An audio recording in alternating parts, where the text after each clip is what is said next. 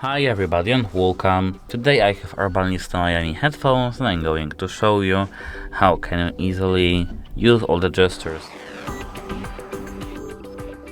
So as you can see, here we have 3 buttons over here. If you click on the middle button, our music will unpause. If you click again, our music will pause. If we click on this button over here, we can increase our wait a moment. I can increase our volume level. If we click this button, we'll decrease. If you want to go to the next song, we have to hold this button over here.